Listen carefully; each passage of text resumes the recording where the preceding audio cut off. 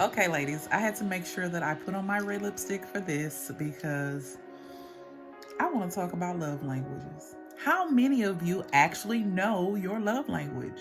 It's very important to be able to identify. 70 to 90% of communication is nonverbal. And out of the 5 love languages, only one requires you to talk. What makes your heart smile?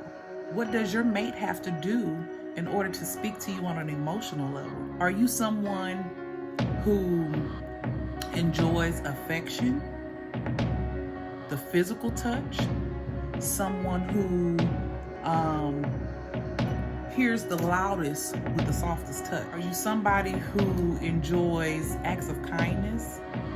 And it doesn't have to be anything major, just knowing that person went out their way to ensure that a need was met for you, to lessen the stress of your day. Or are you somebody who enjoys quality time?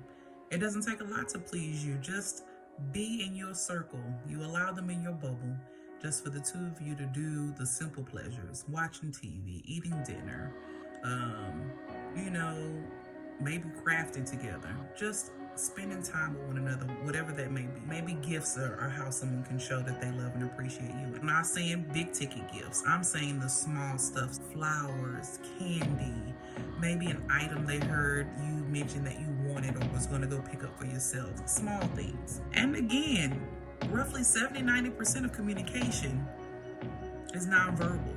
So if it's not acts of kindness, if it's not gifting, if it's not quality time, if it's not physical touch, that means that it's affirmations. You love words. You may even be like me. You may have more than one. I am big on words.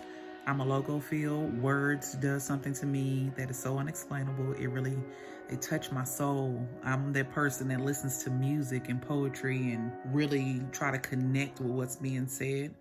And I love to be able to close my eyes and paint a picture. When I'm praying, I'm that person in my head. I like painting this picture of what's being said as I'm praying.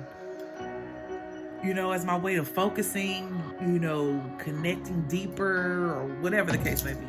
I am big on quality time because I feel that through quality time, you'll kind of bring in the rest. The goal is to understand what your love language is and be able to effectively communicate that to your partner.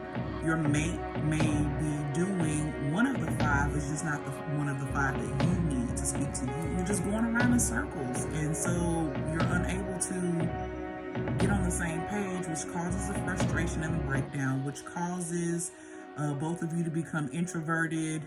Next thing you know, the communication is gone, the time is gone, the memories are fading. You need to know what you need from your mate. And you need to be able to express that to them in a way that's so clear, especially these men. Men just want it plain and simple. And if you can give them that, that will water down so much chaos and drama and misunderstandings. It's also important to note that your love language could change over the course of time, depending on what phase of life you're going through. It could be due to trauma. It could be due to infidelity. It could be due just to personal growth and development within yourself. It's your responsibility to communicate those changes. Find out your love language. I would highly advise you to go over to 5lovelanguages.com